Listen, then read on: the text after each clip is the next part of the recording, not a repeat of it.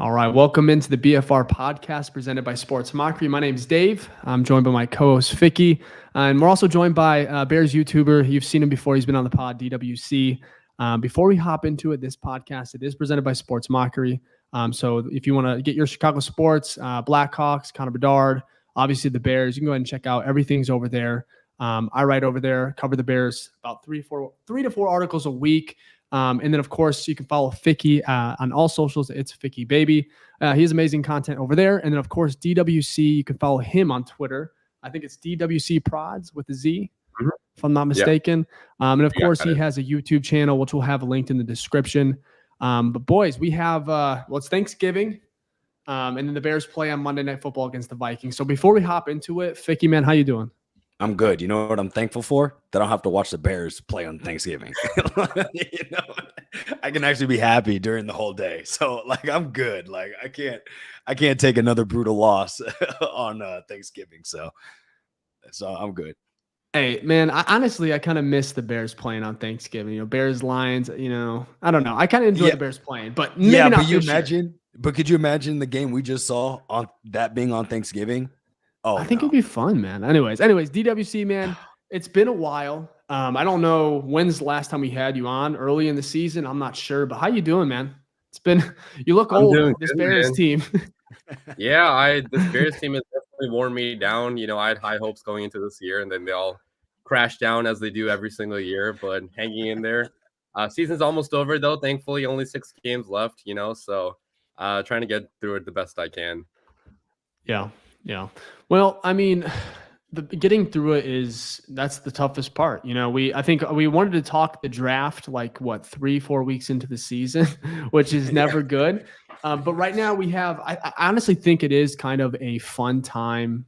And maybe that's not the right word to be a Bears fan, because Justin and the Bears, they did play well against a very good, maybe a contender in the NFC, the Detroit Lions. So they had them on the ropes. They honestly, most teams would finish or find a way to close it out and win. The Bears are the Bears, of course, so they did not. But there's a lot of good that we can kind of take on it. So before we hop into the preview for the Vikings, I want to see, first of all, how are we feeling? With the Bears, Lions. I know it sucked right after we already did our pod, but DWC, I'm going to start with you, man. Have you had time to kind of cool down? Are there any positives that you can take from this game?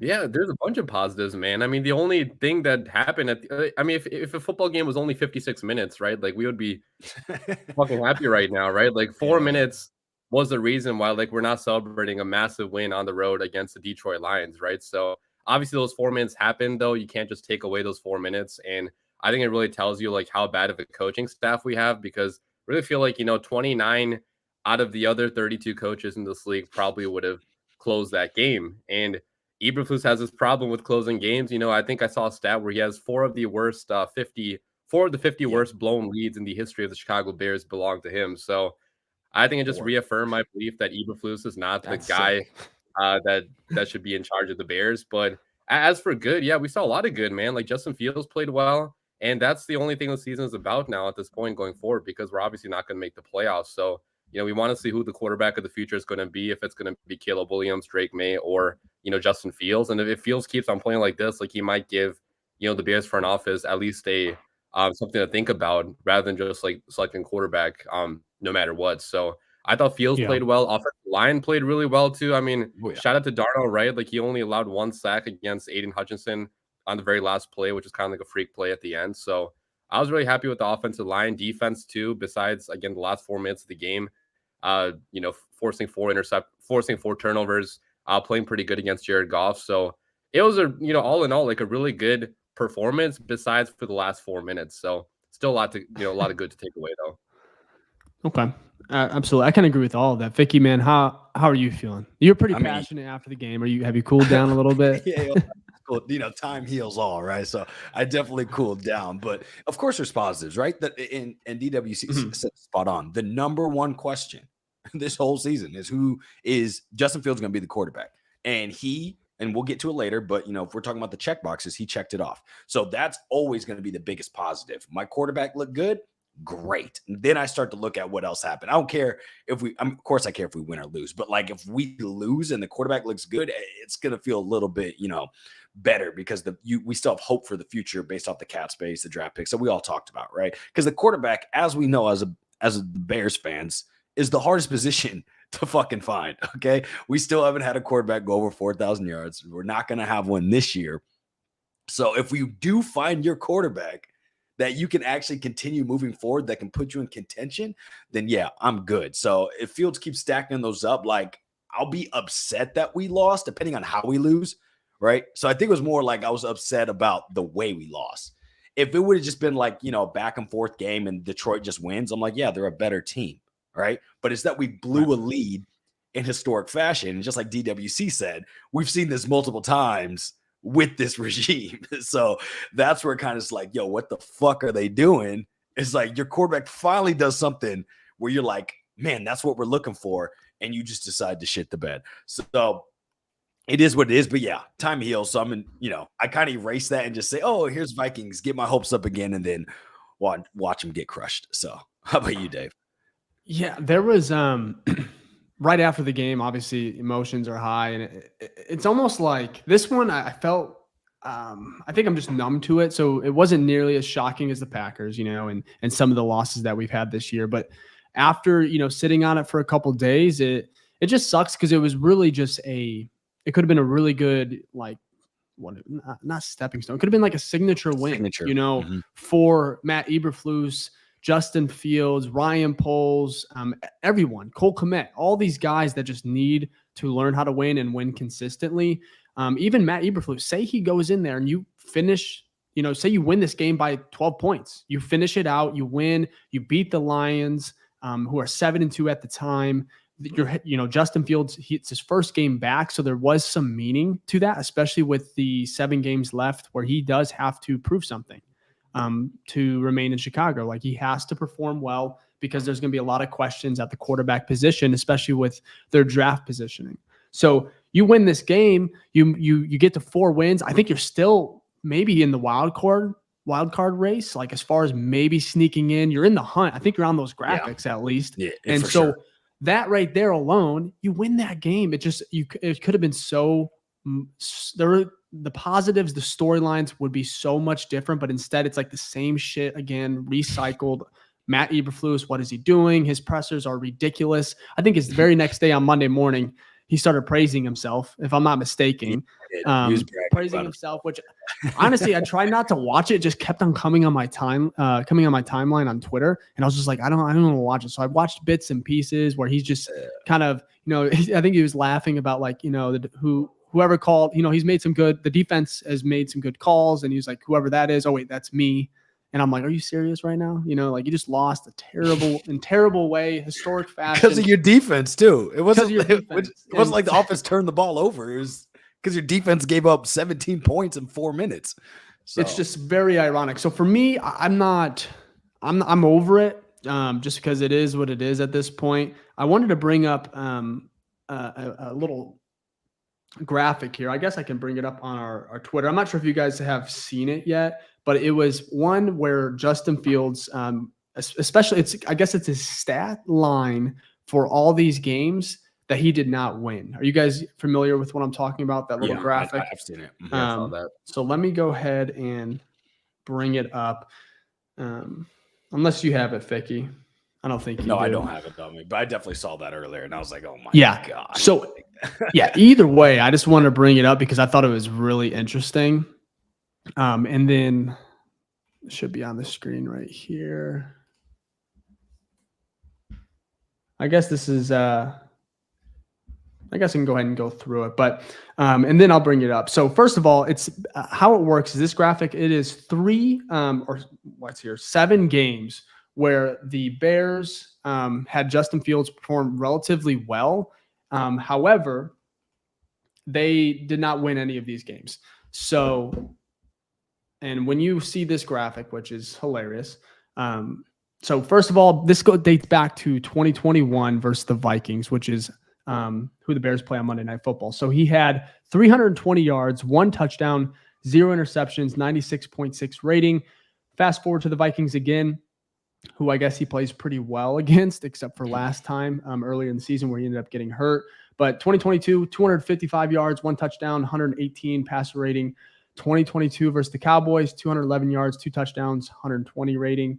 Versus the Dolphins in 2022, 301 yards, 4 touchdowns, 106.7 passer rating, which is, I don't know how the Dolphins are pretty good, so I get that. Lions, 2022, 314 yards, 4 touchdowns, 1 interception, 99.4 rating.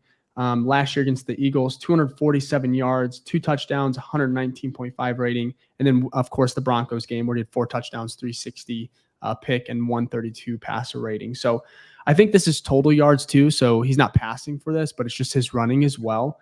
But it just goes to show you that what the hell has been going on the last couple of years? Like obviously bad defense and everything like that, but the fact that, when it comes to you hear about the Bears and you hear about the quarterback position and how Justin is what is he, 5 and something right now? 5 and 26, 5 and 27. Yeah, it's pretty high. Yeah, but wins, I don't know how. I guess I bring all this up. DWC, are wins a QB stat? And do you hold the fact that Justin just does not win? You look at Trevor Lawrence, his record. You look at some of these guys, Mac Jones, even. He doesn't win. And is that more so on the Bears and the rebuild last year? Or what are your thoughts overall on, first of all, these stats and him not being able to or the team not being able to win? Yeah, it's on the Bears 100%. We've had so many different quarterbacks and none of them have really been able to win. And if you look at these stats, obviously, like these are really good stats. He's moving the ball down the field. I know people say, some of the rushing yards are mixed in here, but, rushing yards still count as moving the ball down the field, right? So he's been a good quarterback for us in many games. He's had the worst defenses, though, in Chicago Bears, some of the worst in Chicago Bears history, right? Like last year, we had the worst defense in the all of the NFL. And I believe we actually had a worse defense last year than we even did in 2014 under Mel Tucker on like a game-by-game basis, right? So last year was bad. This year also, in the first portion of the season when Fields played, defense also was not that good. So it's not surprising we're not winning games, right? Because your defense has to be at least, average to win football games in this league. And the Bears have just not had even an average defense for most of the times that Fields has played. And obviously, late in games, he has struggled sometimes with like when we have to push the ball down the field, he has turned the ball over sometimes. But, obviously like last year, a lot of those interceptions were not even his fault. Like we had guys dropping balls and like, last year's receiving core was absolute, shit, right? So I'm not going to hold last year against him really, but this year obviously should have been a lot better. And I'm not going to like absolve him of blame for not winning football games, right? Because he should have been a lot better himself. But I just think the surrounding situation the Bears put him in a total rebuild, right? Because we started over on this roster completely last year. So I'm not going to hold it against him that he doesn't have crazy amount of wins, because I don't think any quarterback in this league would have, that many wins here in Chicago the last 2 years. Spot on. Like I agree completely. When I see that, graphic, when I saw that graphic, the first thing I thought of is like Justin Herbert. They lose all the time. The Chargers lose all the time, and it's most of the times because of their defense. Like Herbert puts up crazy numbers and loses, right? And the same thing DWC, you talk about last year. We had drop catches, right? We literally just saw it this year with us, right? Or literally last game. But you know who also saw that? Justin Herbert last game, and they lost to the Packers on literally a drop pass where it was wide open and it's a dot. So seeing that graphic does two things. First, it's like obviously it instills more confidence in your quarterbacks. You kind of see, he can do it, right? Obviously, it doesn't show the bad games, right? But you see, there's enough of there where I'm like, okay, obviously, if we can get things right, maybe it can become more consistent, right? The second thing it tells me is that football is the biggest team sport out of any sport, right? And it's as important as the quarterback is, there's so much that goes into, a championship team. And we are very far from that. I will say we have made progress there. My expectations going in was like, we'll probably be like a 7 to 9 win team, right? If we didn't blow the Broncos and Lions, we kind of would still be on pace for that. You know what I mean?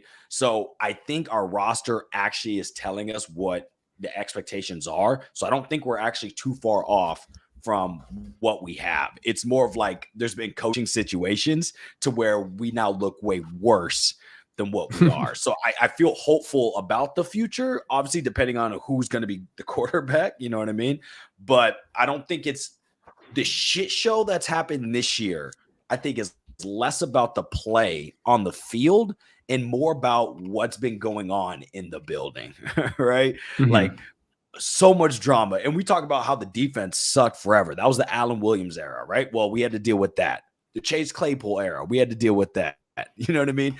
And then the running back coach who just got released had to deal with that. Blown leads, had to deal with that. Like, it's always dealing with all this like crazy shit. And it's never like, I never went to a game and go, wow, they just didn't really show up, except I'd probably say like the Packers game. Chiefs, I don't really count because they're the Chiefs, but I went to that game, so I wish they would have showed up a little bit. Anytime we go to games, garbage. Well, Panthers, but they're the worst team in the NFL.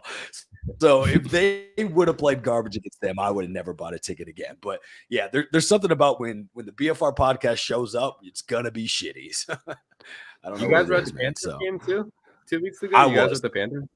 I was at the Panthers game. I was there as well. Yeah. Oh, were you? Game. Damn, I didn't know you were there. It was a fun game. We should have met up if I knew you were there. But yeah, absolutely. Yeah, I had no idea. But yeah, that was a fun game. Well, I mean, it wasn't like super exciting. Like Detroit was obviously way more exciting than the game. Yeah. But also it's Tyson Bagent. So the only thing that sucked was like the little tease. Yeah, they teased you with like, oh, maybe Fields is coming. Also, you talk about like the shit we're dealing with, and you talked about it, Dave. The pressers, you know what I mean? That was also another one where it's like, well, Fields isn't the starter. Oh, he's gonna, you know what I mean? He's not playing, but he may start. You know, it's like, bro, what is going on here? So yeah, I'm all of this ramble to kind of be like, it's been a lot of exterior stuff that's kind of like pissed us off more than like actually what's happened on the field. That's how I feel, anyways. So yeah, the Panthers game would have been, I think, a great game because if Justin was healthy and he came back, I feel like he would have. I think I even tweeted he would have just torched that Panthers defense. It would have been and that's another thing that kind of gives me hope that he did that. How Justin played against the Lions. I know we're talking about that game, and we'll put it behind us here in a moment. But he played well against a very good defense, like a very, very good. I think it's top 10 in the league in some categories. So that's pretty damn. Like that was awesome. That was good to see.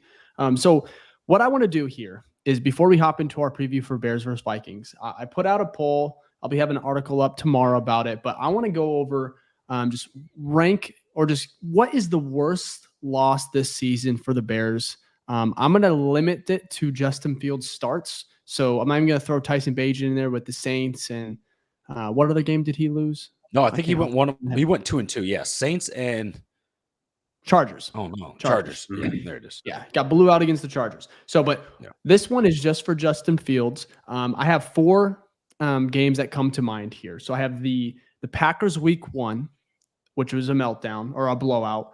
Then I have the Broncos meltdown, and then the Chiefs blowout, and the Lions meltdown. So I think there might be 2 others in there. I'm not sure how many games he's even played so far this season.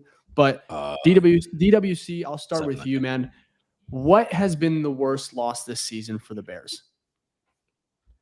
Packers, 100%. Like, it's not even close in my opinion, right? Because I was expecting a win going into that game because, like, we were so hyped about the new season coming up. And, like, obviously before the season starts, we're, a little bit too optimistic, right? So I actually thought the Bears would win that game. So going into that game, especially at home and losing by a score of, what was it, like 38 to whatever. Fields threw a pick 6. Jordan Love looked like actually good for the only time the entire season for the most part, right? So like that really stung, having the opposing quarterback that's not even Aaron Rodgers, on the Packers go off against us and score 38 points. So I would definitely say that Packers game because it kind of set my expectations for the rest of the season super low. It kind of told me that we were not going to be a playoff team this year. We're not going to, really do shit this year. So I would definitely go with that Packers game for sure. Okay. Take the easy one, DWC. But the most obvious one, obviously. Yeah. Ficky, man, you agree? Yeah. Well, kind of. For 2 reasons.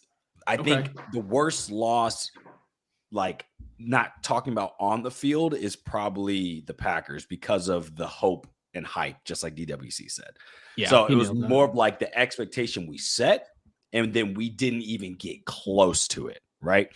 The worst loss on the field is Detroit, right? Because I feel like we played above expectation, right? And then also we talked about this stat. We had 40 minutes of time of possession. We had 3+ on the turnover margin. Before this game, there was 48 teams that had those stats, and they went 48-0. We're the first person. So that was a historic loss, right? Yeah, garbage. So yes, the Packers being at the game and then the hype to get up to it. Like we talked with Kyle Brandt, that was our Super Bowl, right? So that one hurt because it did set expectations moving forward. You're like, well, damn, this about to be another shitty season, which it has been. So it was definitely a good marker. So DWC is spot on with that. But if I'm talking about like statistically, like you had a 98.2% chance to win. This is easily the biggest blowout of any of the games, right? Like the Broncos one was a meltdown too, but it was nowhere compared to like I was chilling, like, oh, we got this until they got once they scored once, I was like, it's over because we've seen this before. So yeah, I'd have to go Packers like 1B and then probably Detroit 1A, just because like 4 minutes, really 17. I can't even do that in Madden, bro. Like that's so quick. So yeah. I'm gonna have to say Detroit. Okay. What about you, Dave? Yeah, I think you nailed it, DWC. I think the Packers it wasn't just it was like a culmination of like the entire offseason where I wasn't really talking a lot of shit, but there was plenty of people just on all socials, Twitter especially, where they're just like victory lap already. Like we're finally gonna take down the Packers. Aaron Rodgers is gone. You get Jordan Love. No one's afraid of him. You saw everything. Like it was so much hype. It reminded me of like Trubisky in the 2019 season after the 2018 year, where it's like, 202 offense, everything, high expectations. Yeah. I think it was the 100th year anniversary as well. Yep. I think it was actually worse than that game because you just had such high expectations with DJ Moore, the defense being reloaded, the offensive line looking pretty stable. For me, I would probably go Packers just because of all of those factors and everything you guys said. However, that Chiefs game, I know maybe there was no expectations where the Bears were going to win that. I was there, middle of it all. Taylor Swift was there, and you could hear her song was always being played, and that was just a terrible atmosphere. The Chiefs fans were cool, but like they felt sorry for us. Like they were just like very pitiful, and that was annoying almost. I'm like, this is, and they're having the time of their lives. They're like, I remember, it will stick with me for a very long time. They had like I think it was like a third or second and like 17. And the Bears, of course, gave up like almost 17 yards. It was like very close to a first down, but it was a great play. And the Chiefs like, that's all we got? Like the fan next to me, oh, that's all we got on that? I'm like, are you serious right now? Like you picked up, it looked easy. And so the fact that I was having to hear all that and see what a great franchise really looks like, and the Chiefs obviously struggled in years past, but when you have Patrick Mahomes, the best quarterback in the NFL, it's just different.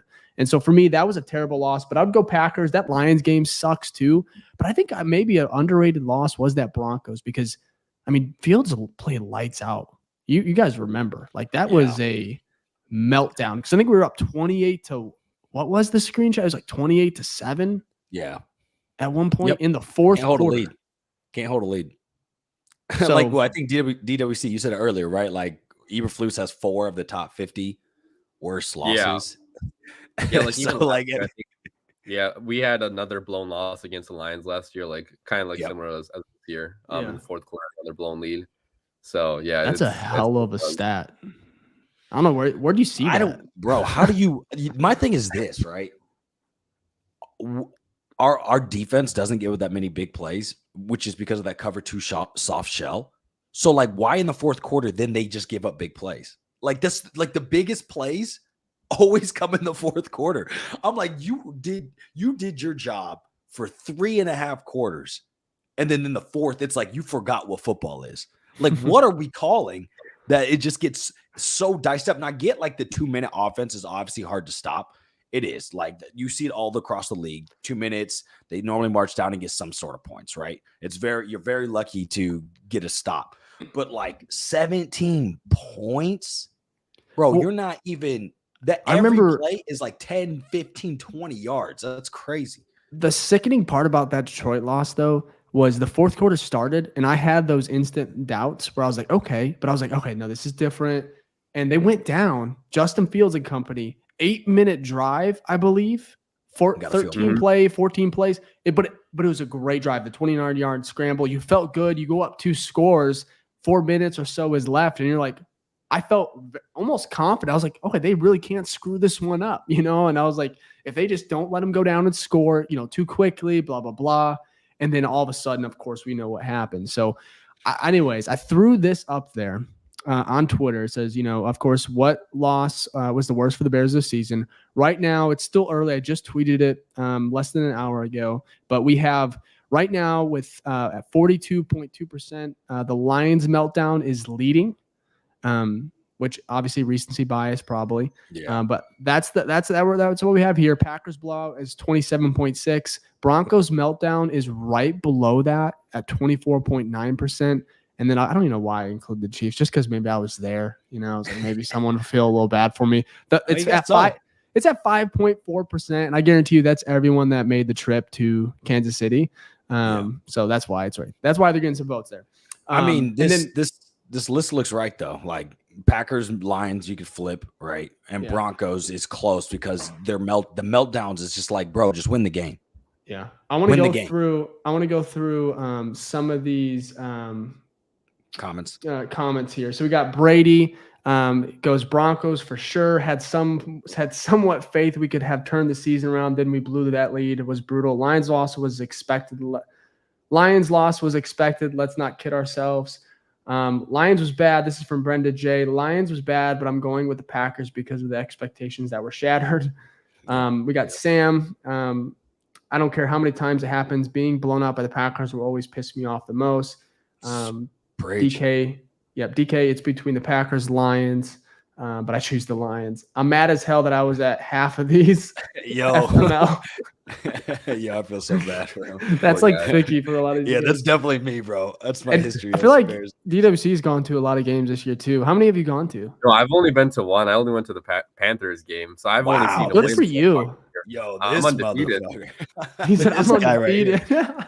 Yo, next time you go, you gotta let me know because I have to cop some tickets. Because obviously you bring good juju. I do the opposite. So I haven't seen the Bears win since 2018. Before that game, though, I've went to like 4 straight losses.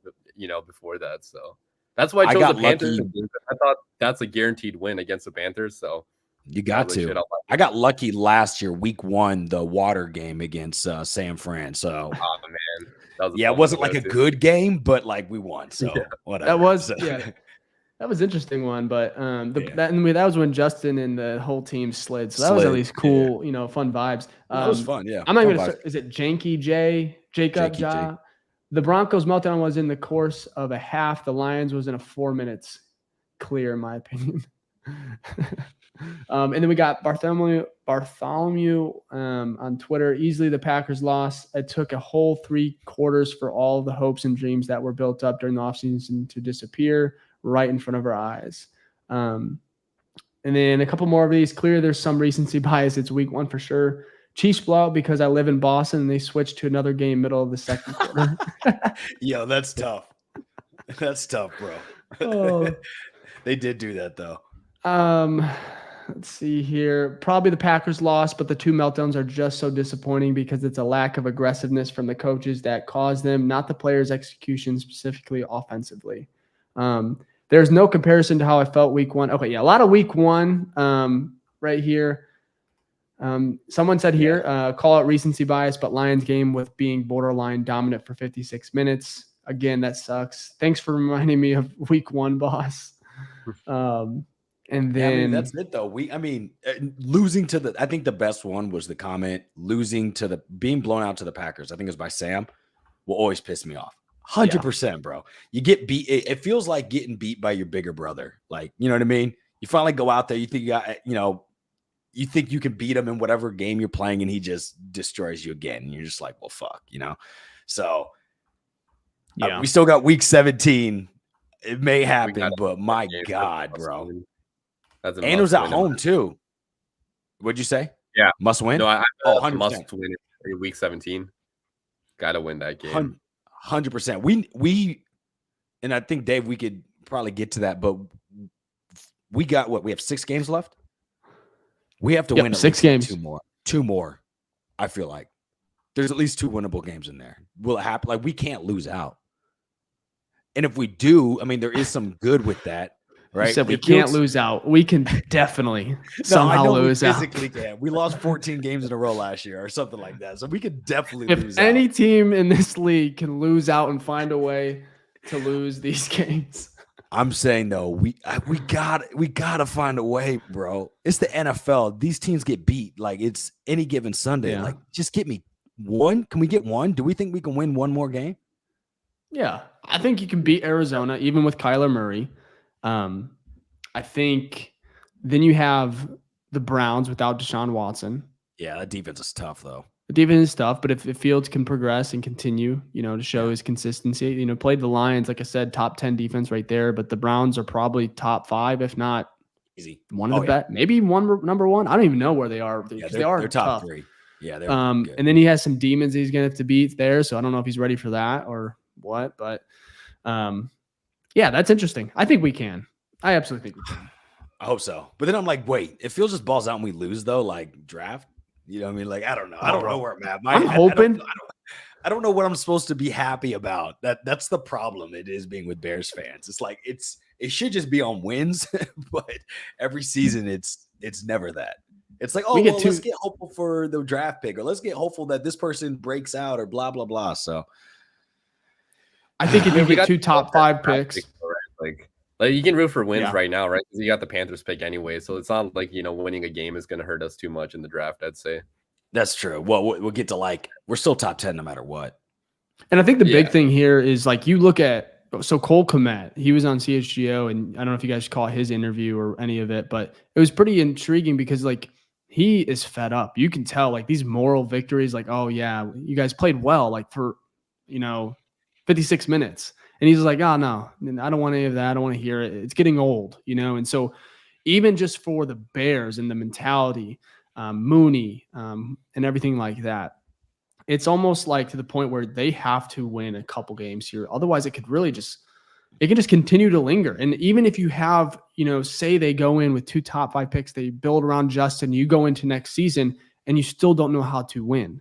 Then some of these games, even though you have a ton of talent, what do you say, Ficky? No, I was going to say, I think the biggest thing about that winning culture may not be an issue. That's next year. Jim Harbaugh. Yes, I agree. They need to learn how to win, but it's you bring in someone new that, you kind of restart that clock. I get it, though. It does, from a moral standpoint, how the team feels and whatnot. Yeah. But But if you bring in a whole new coaching staff and you have all these influx of players, I think that they will feel rejuvenized, Well, you see it all the time. New coaches come, and it may not be consistent. It doesn't mean it happens the year after that. But we look at the Giants with Dable, right? They couldn't win a game to save their lives ever. And then Dable comes in, and it's up a new, energy, new culture, new hope, all that stuff, and they do well. We saw that with Nagy. Nagy comes in, boom, does it. So I think bringing in someone new, just it being a reset on the clock could, get that going. Now, the hardest part is the consistency. Can you continue that moving forward? Can you keep that culture when you guys hit, rough paths and things like that? But I'm pretty certain, and you guys can correct me if I'm wrong, but I'm pretty certain this coaching staff is gone, right? There's no way they have fucking jobs next year, right? Am I tripping in that? How do you feel, DWC? Accurate. I mean, unless they go 9-8, if they win every single game rest of the year, even then, if you miss the playoffs, you might as well still fire them, right? I don't think there's any chance they're gonna keep their jobs. With they just shown so many bad games, at this point, right? It's too much bad to overcome at this stage in their career. So I don't think there's any chance they're really staying. Yeah. Also, I think McCaskies care about outside perception as well. And right now, all the way from fans like us to national media, everyone's like, yo, get these motherfuckers out. So I think it's going to happen. Now, polls, that's an interesting one.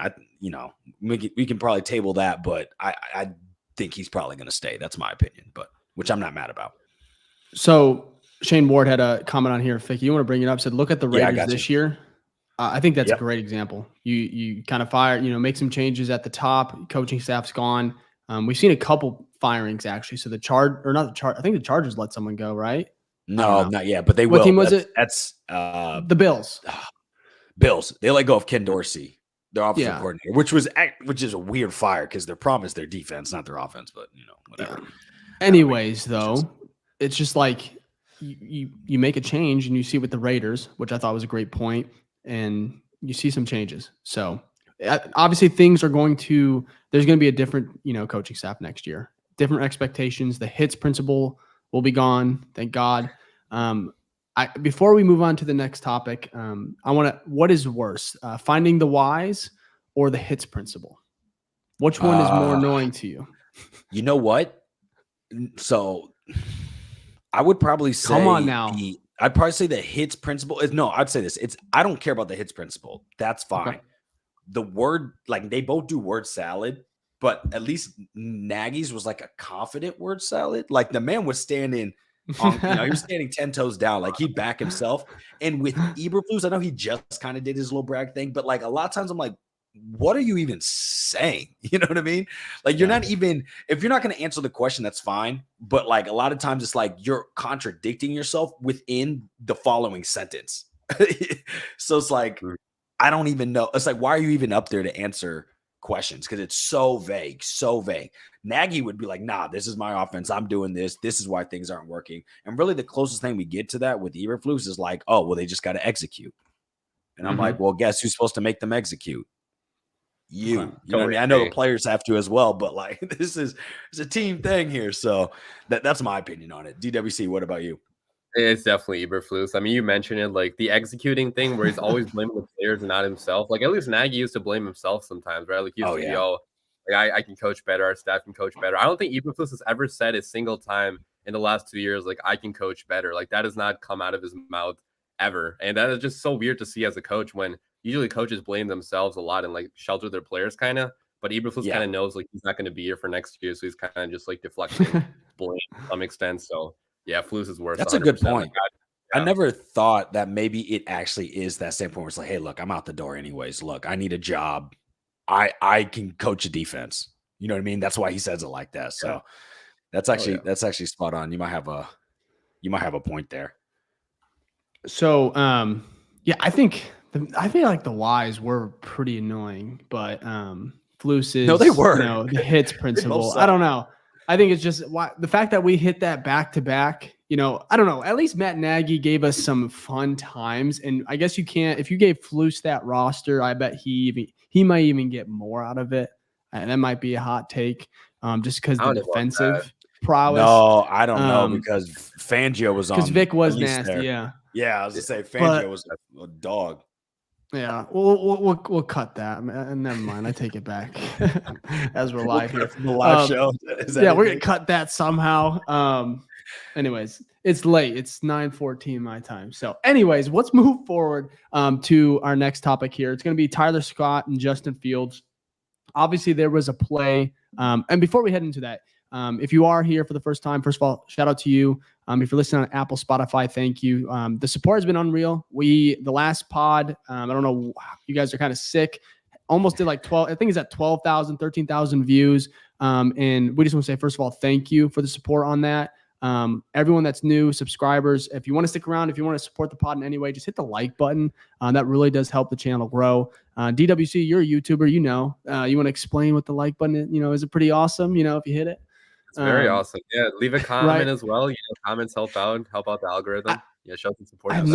It's all about the algorithm. But either way, just the support just from that last pod episode was great. Again, don't know how, because I think Ficky and we talked about it. Bears, that game, I don't know who wants to listen or talk sports after a loss like that, but Bears fans, I guess, are different, and we're built for this.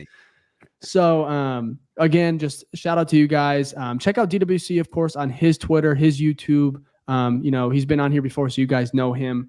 But let's go ahead and bring up this. Oh, wait, one last thing. If you're new here, just put in the comments hashtag new face gang, and we will go ahead and give you a shout out during the show. So if you're new here, we really do appreciate it. If you're an OG, you can go ahead and give a hashtag OG as well. We'll give you a shout out as well. So really appreciate you watching the show. Yep.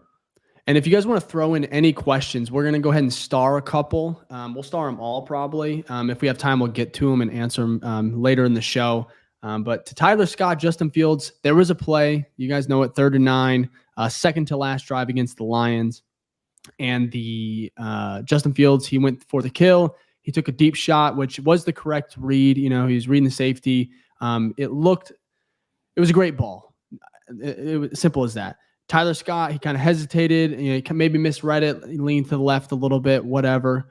We all know the play we're referring to. I want to talk about this answer from Justin Fields today when asked about Tyler Scott. How do you keep him involved? What is that conversation like with him in the locker room? What's his mentality? And this answer from Justin Fields today on Wednesday, I thought was I think it's worth listening to. So I'm going to go ahead and play it. And then I'll start with you, DWC, if you just want to give your thoughts on kind of the video itself, Tyler Scott, Justin Fields, everything like that. So I'm going to go ahead and play it now, and we'll be back. Losing faith. Yeah, I'm not losing faith in him. I don't. 1 game, 2 games, however many games, I'm going to keep going back to him. He's going to be a great receiver. He has a lot of room to grow, and he's talented even now. He's made a lot of plays for us this year, offense, special teams, and he's a speedster, so not many DBs can keep up with him. But yeah. So for that 1 game, whatever it was, he had a tough game. But we've all had tough games. As a football player, you have tough games. I've had a lot of tough games. So it does nothing but make me better, make him better at the end of the day. And he's a hard worker. He's not going to let 1, 2, 3 games define who he is as a player. So I have full faith in Tyler. Everybody else does too. So yeah. Yeah, I'm not. Anywho, so that was, first of all, I thought it was a great answer. I'll kind of give my take on it, but DWC, what are your thoughts on that, man?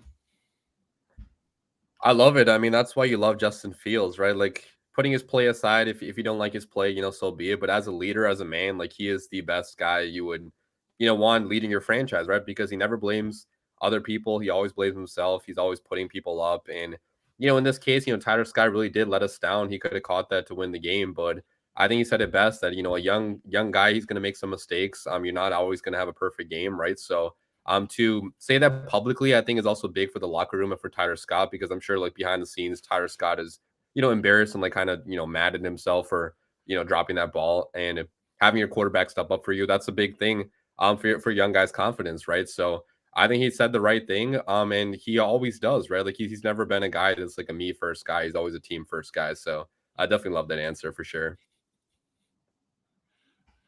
Awesome. Yeah, I think you nailed that. Ficky, man, how are you feeling? I bet you feel the same. Spot on. Like, this is the Fields we've always learned to love, right? When it comes from, like, I think DWC said it perfectly.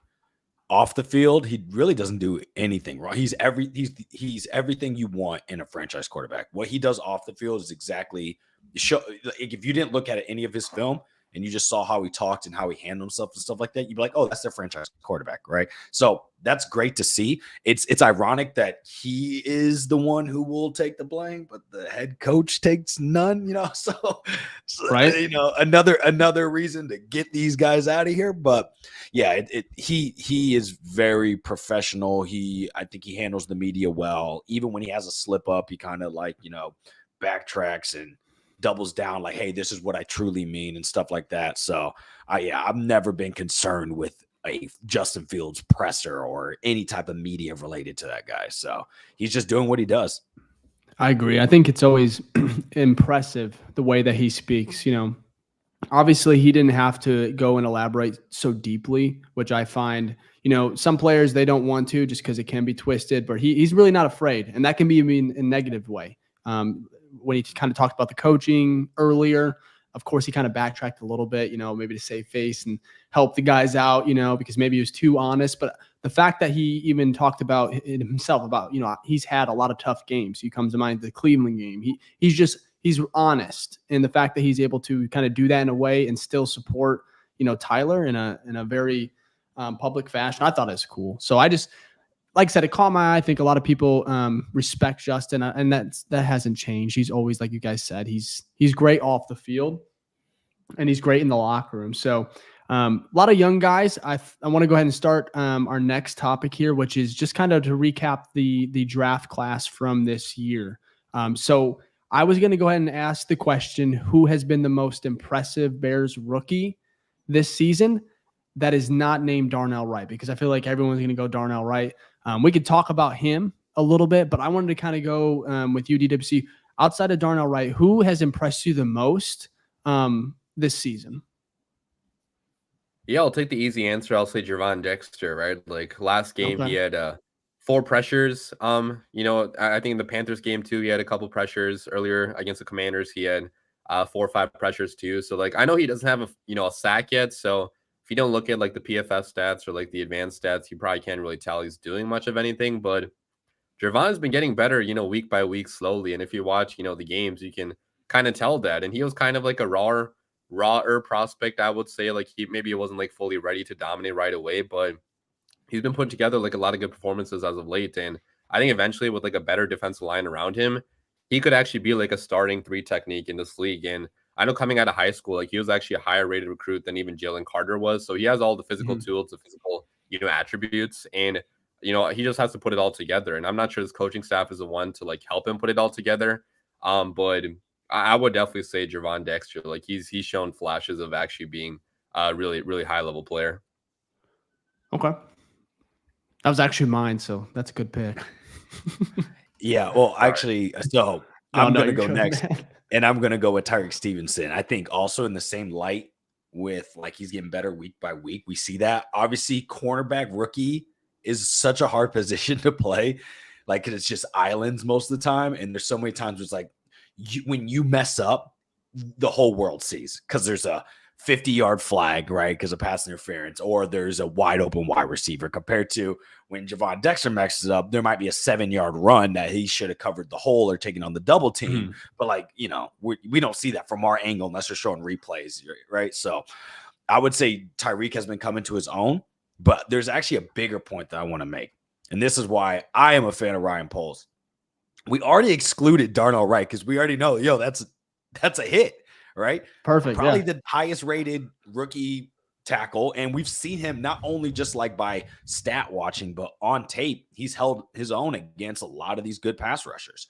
So we're looking at this list right now. You have Darnell Wright, which we'd all agree is a checkbox, right? Like that's good. We get thumbs up. That's a good pick. Maybe 2 thumbs up. Javon Dexter, we'd say, we've seen some, positive things overall, at least give like 1 thumbs up. Same with Tyreek Stevenson, 1 thumbs up. I want you to go back and try to think of draft classes. When's the last time where, first of all, we have a first round pick, but your top 3 picks, whatever rounds they are, like your early ones, which typically where more the talent is or supposed to be, you're hitting on, right? That's how you build a team.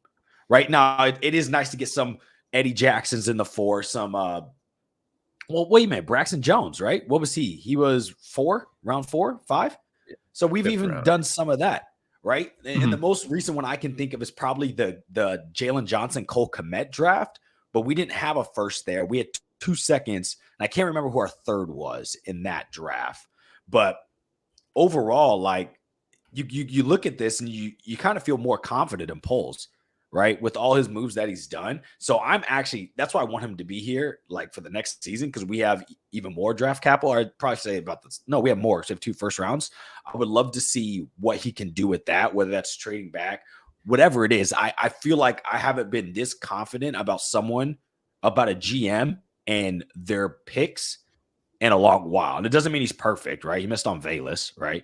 But he has way more hits than misses, and his hits are also your most valuable picks, which is more important because when you hit on those, right, that's where you find your all pros, your, possibly your Hall of Famers, things like that. You're not finding Brady's in the draft every draft. So I'm more excited about that we even get to have a conversation and we all could say there's 3 people, we could all pick someone different from that compared to, some drafts with pace don't even have a first round. And then some of them, it's like you got 1 guy out of it, or the second round you took the tight end from that small school. Why can't think of his name?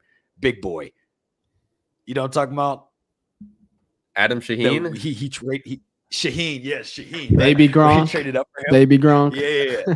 So it's nice to just be in a place where you're like, oh yeah, these guys look promising, and they're going to help. First of all, they're going to be on this team, and they're going to help improve this team. So, no, I agree with all that. I honestly, it's like Darnell Wright, Dexter, Stevenson.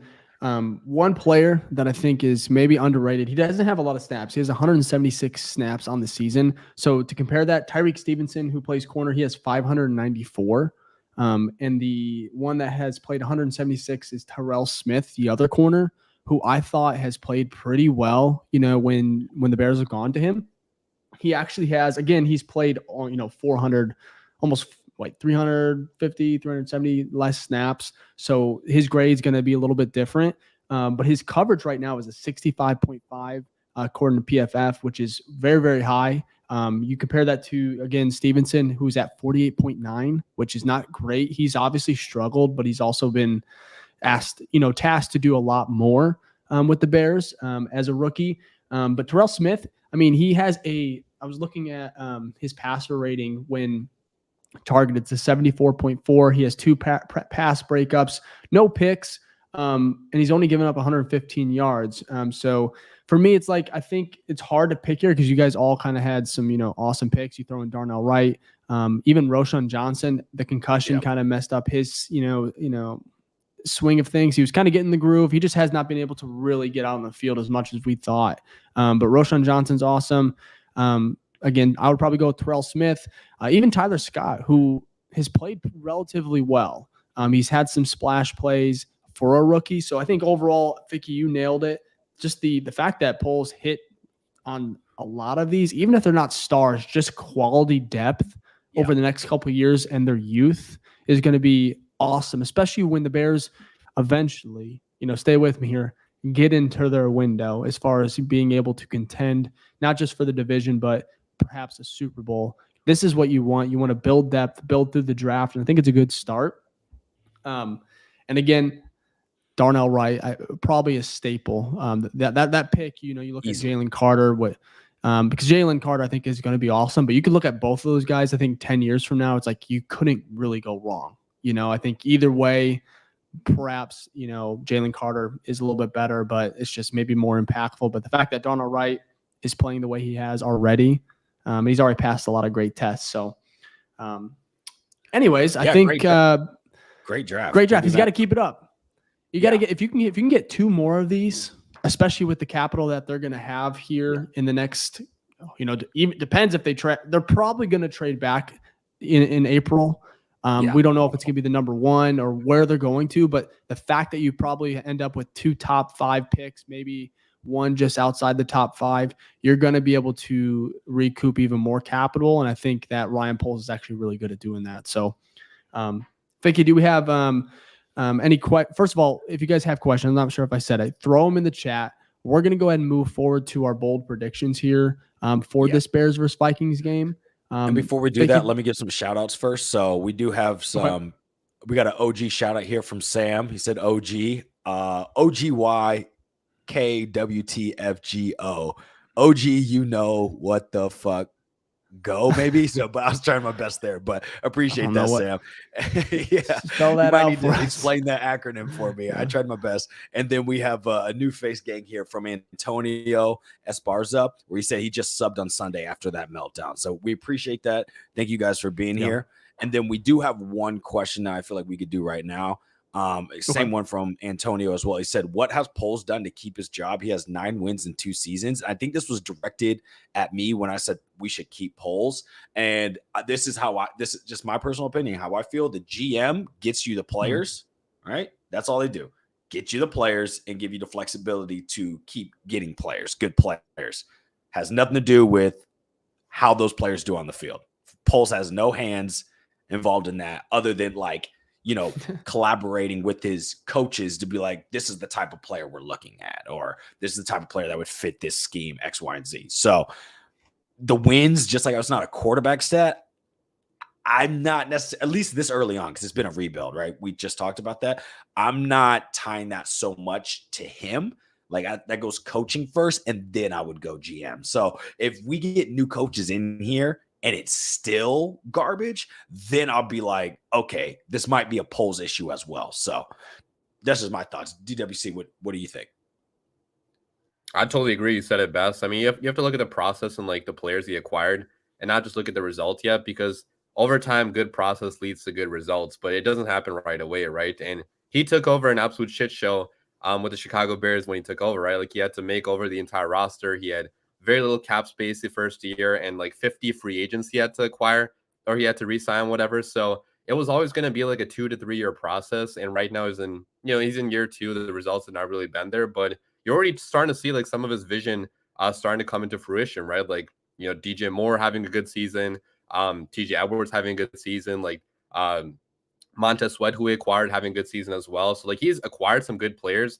The coaches have not put them in good position to succeed because he picked the wrong head coach, which, yeah, you can knock him for picking Matt Eberflus, but overall, I think there's a lot to be optimistic about. And I'm almost like 99% sure he's going to be the GM next year. Like, I don't think there's any chance they're going to get rid of Poles this early.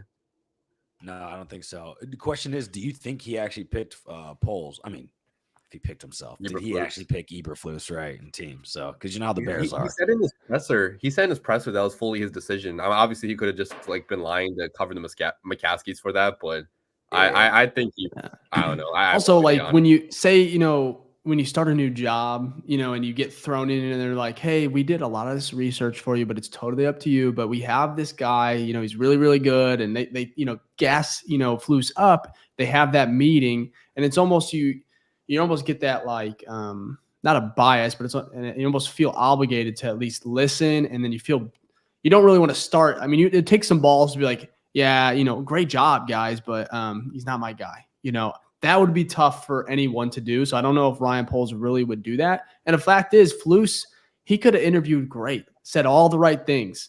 It really, when it comes to coaching, it really you don't figure out if they're good until they really start. Some guys but they didn't even interview Mike McDaniel, man. But I feel like it's like most jobs. I don't feel like it was his. I feel like it's like most jobs. The interview is just you could put on a great face and show up and not do shit. You know what I mean? You could lie. You have no idea. So you have literally no idea. Your degree I don't even really something else. And I don't even blame them for the. Yeah, go ahead. I was gonna say, what did you guys think when we first initially hired him? Right, because I wasn't the happiest, to be honest, because I wanted an offensive-minded guy, but I was like, I'm willing to give this guy a chance because he was. Yeah, I always. I mean, I feel like it's not fair to not give him a chance.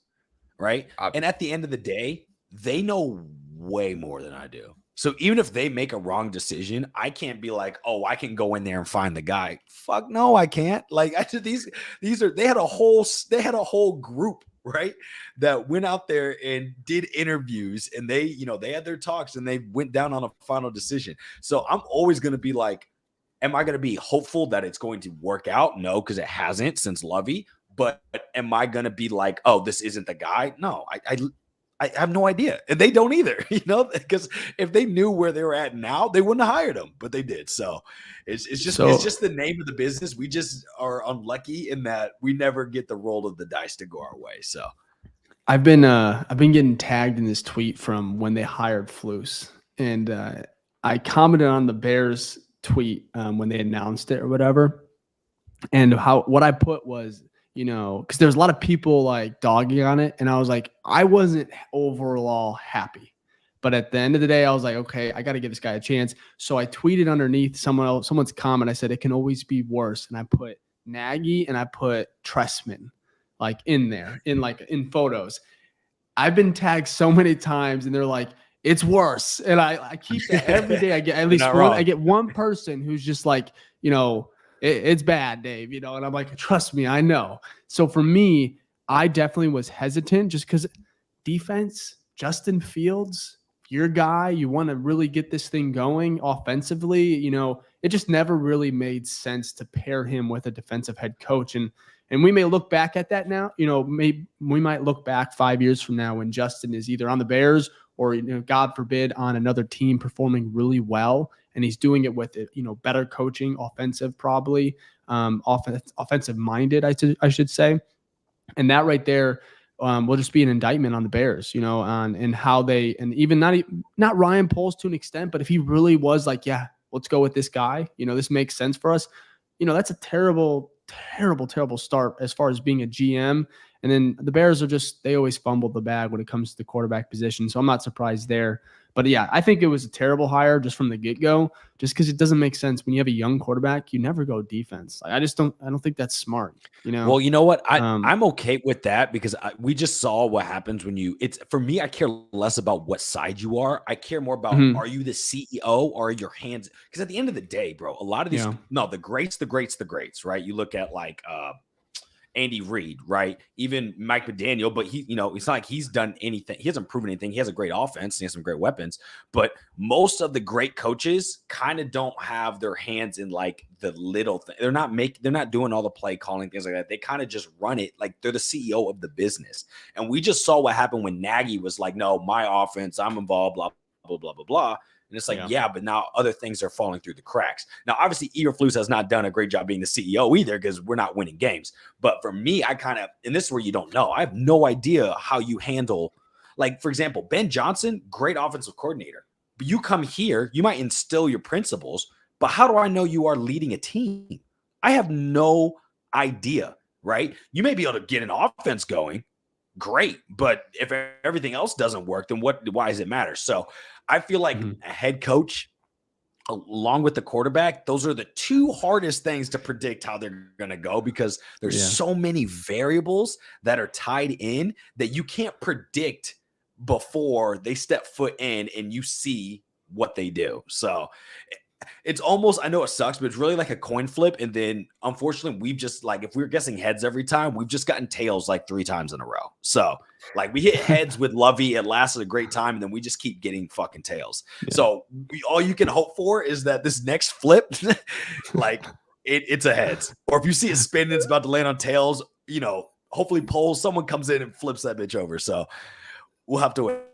That is such a funny analogy. I don't know. That's a good one, Ficky. You got to keep that one on the back burner. That's funny. So I want to bring up the Ghost of Juju Vibes comment here. He goes, can't be the coach's fault every year. Just can't be.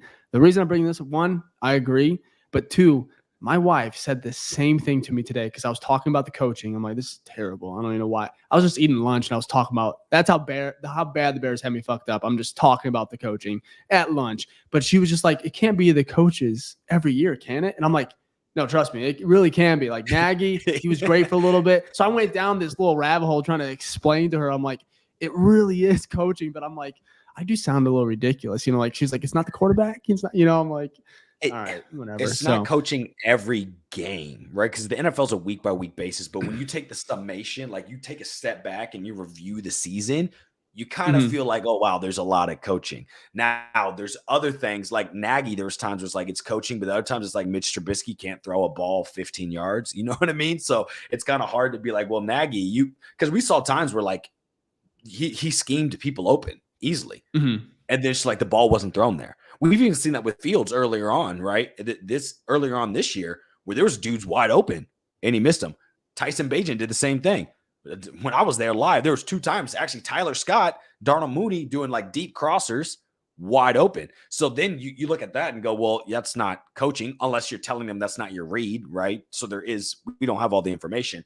But again, that's why the NFL is so crazy is because it's a chess game. There is so many pieces that are involved in. And I just think since the head coach is the biggest piece other than the GM, like they have so much underneath them, just like a bad business. When businesses fail, a lot of times you look up at the top and you go, oh yeah, their leadership is garbage, right? So it's easy for me to be like, yeah, that kind of makes sense, right? So whether you can even go higher with the Bears, right? Can't always be the coaching. Well, you could just look from the organization standpoint. Maybe it's the McCaskies, right? I think they've taken a step back, which is good. Right. But overall, right, we've complained about them as well. So, and you don't just see that with the Bears. You see this with like, I'm a Knicks fan. We saw this with Dolan, right? Everyone talked about James Dolan and he always intervened and everything went wrong. The man took 2 steps back and the Knicks have been in the playoffs 2 of the past 3 years, like their best streak in a long time. So there is definitely some importance to that. The problem is we don't have enough information to pinpoint exactly on what certain thing based off only what we can see week to week. But it's probably like the percentage is split through everybody involved. But obviously the ones that have the highest percentage is going to be polls, coaching, and then your quarterback. So that's just my opinion, though. I agree. So I agree. Well, enough of all I'm that. sorry, I didn't mean to make everyone sad here because it just No, I just yeah. looked at I all just your can't faces and no one is happy to be on this podcast right now. Man, It's just like I just saw the faces like melt, just like, yeah, this sucks. It sucks. Here we go again, right? Yeah. Anyway, so let's go on to the next thing. We'll finish here. We'll be going for a while. We'll go ahead and finish up with the Bears versus Vikings. Obviously, it's a big game. It's the next, right? Monday Night Football. It's the next test for Justin Fields. So DWC, what me and Ficky have been doing, or before Justin's return, we wanted to establish kind of how we wanted to grade, what we expected from Justin heading into these final 7 games. And we kind of brought up how we're doing it is, he needs to check a box. He needs to check these at least 5 or 6 boxes, which is, to be able to like really show that he might be the guy to return next season. So how it works is like against the Lions, we're checking that box. Like he did well. We're checking it. Yeah. That's 1 for 1. Moving into the next test, it's the Minnesota Vikings. It's almost poetic because the team that, he got injured, was because of the blitzing, the coaching staff. I know we just talked about it, but they were not ready. They felt like they were not prepared. They did not have their players, the offensive line. It just looked like a mess in that entire first half. And then he gets hurt early in the third. It's funny now that he gets to go Monday Night Football. Josh, is it Josh Dobbs? I know it's Dobbs, right? Yeah. Mm-hmm. And you have a really interesting opportunity here to really set the tone. Yeah, the Lions game sucks. We've seen it before. The Bears melt down. They can't close. They can't win. Well, kind of, similar to that Monday Night Football game against the Pittsburgh Steelers against his rookie year. Why can't we get another one of those? So that's how I'm feeling. He needs to check at least 5 or 6 boxes. This one is his next test. So for me, I think it's a big one, especially whenever it comes to prime time. I think it's the last one the Bears have, this season. No better way to do it on the national stage. And so for me, we're going to get to our bold predictions here. Bears versus Vikings. Ficky, before we do you have any stats you want to bring up, man? Yeah. I know you said you had a couple. First, I want to say this. Yeah, first I want to say this is Fields typically actually plays well on primetime. So I feel like Monday night he goes crazy. So why not? You know what I mean? I think he does. I think if you look like at some of his best games, they have been during primetime. So I'm definitely excited about that. Now, you did talk this Vikings defense, right, is the number 1 blitzing defense in the league. And we saw that like literally out the gate from the game, which I was at. Of course, that's why they get destroyed. But previously, but an interesting stat is that Fields against the blitz this year has actually been quite impressive. Versus blitz, which is at least five people coming, not your standard 4. He has a 92.7 quarterback rating and 4 touchdowns. So he's actually done a great job of delivering the ball, facing the blitz. Now, obviously, he's taken some sacks, right? That's going to happen with blitz. And then obviously we know he holds the ball just a little bit too long. So it'll be interesting to see how the Vikings game plan against Fields. If they're going to resend a lot of pressure like they did the first week, or are they going to play how they did against who they play last week? Broncos last week. Because last week they actually dialed back like their least amount of pressures are blitzes sent compared to the rest of their 10 weeks. So it'll be interesting to see there. And then another key factor was there was another a graph on Twitter basically showing like effectiveness of pass blocking, and then on your y-axis, and then on the x-axis it was the effectiveness of your run blocking. And then basically if you hit the top right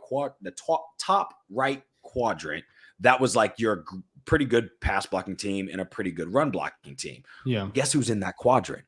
The Bears, right? They just snuck in, so it's not like they're like exceeding like crazy. But as we've seen the past 3-4 games, basically once Nate Davis Nate Davis just got back, but even when Tevin Jenkins kind of shifted over and it was Cody and Lucas, like they were still kind of clicking. And then especially when Braxton Jones got back. So basically I say all this to say one of the big matchups is that defense and pressure, like Daniel Hunter, who has like 12.5 sacks, second in the league, first in quarterback hits, got to shut him down. And then I think Wanham, who has like 6 sacks. So like he's got a good amount. I think he had 1.5 last week. So it's going to be interesting to see how that works. offensive line versus defensive line versus Fields dealing with the blitz, how often that comes. So I think really, again, say this every week, trenches is where the game is won. I think this is going to be a real test to see how well this offensive line really is and see how Fields deals with the pressure that's going to be sent from, I think it's Bowles, right? Not Bowles. It's, is it Todd Bowles? No, Todd Bowles is the head coach of the Bucs, right? I can't remember who it's Brian Flores. There it is. Yeah. Brian Flores. Yep. So that's kind of like my takeaway from this Vikings matchup to see like who's going to win in the trenches. DWC, what's your thoughts on that or any other takeaway? Honestly, not much to add. Like you said it best. Like I think last game against the Vikings, that was probably one of Fields' worst games he played this year. I mean, not fully. He only played like a half, right? But you could tell the pressure really was getting to him. And I know you brought up the stats about him being good against the blitz, but I feel like in that game, he wasn't that good against the blitz, partly because he didn't have like answers to the blitz, right? So I just want to see like how he grows against that same team, right? Because now he has film on that team, and I'm sure they're going to change it up, so it's not going to be the same game plan as they had, last time against us. But it's also going to be on coaching too, right? To give him opportunities to get the ball out quickly. Like last game against the Vikings, I think some of the film people are showing like they're on some plays, like there really wasn't any place for Fields to go with the ball. Obviously, he did miss some guys too in that game, which he does sometimes. Like he has a bad habit of sometimes just missing guys downfield. So I just really want to see him like if he can succeed against a defense like this where he completely like kind of failed against them last time. So like if he has a decent stat line, like I don't know, like 200, 250 passing yards. I'm not trying to pull like a number on it, but right. Or just like how he plays in this game, like how he's managing the game. Can he move the ball down the field? Can the Bears use the mobility to move the ball down the field? Because I think his mobility also could be pretty big in this game because against a blitz heavy defense that goes man to man sometimes, like there should be opportunities to like quarterback to run, right? And back then, he wasn't really using his mobility as much, right? Like he only has 100+ yard rushing game, which came in the last game. And obviously like last year, he had multiple of those games. So I want to see Fields moving on the run. I still want to see him like throwing the football too. And defense also should be important in this game, right? Like we're not only just worried about Justin Fields. Like I want to see the defense growing as well. And last game against Kirk Cousins, like we had a pretty good game in that one, right? Like we only allowed like 14 or 17 something 17, points, right? Something like that. Yeah, it wasn't that much. Yeah, it was under 20. It's Josh Dobbs playing now, right? So it should in theoretically like be a better performance against this team. I'm not gonna say like we're gonna play better though, because obviously the Vikings are playing a lot better football right now. But especially if Justin Jefferson is not playing in this game, which it seems like he's not going to be playing. I think he is, right? Well, he tweeted like, I don't care about your. He tweeted, I don't care about your fantasy teams. Like, I just want to get healthy. And I think Adam Schefter also said like maybe the most likely outcome could be like him coming back next game because they have a bye week next week. So, yeah, and if he does play, it'll be unlimited fashion. There's no way he'll be. I think it's a hamstring, right? Yeah.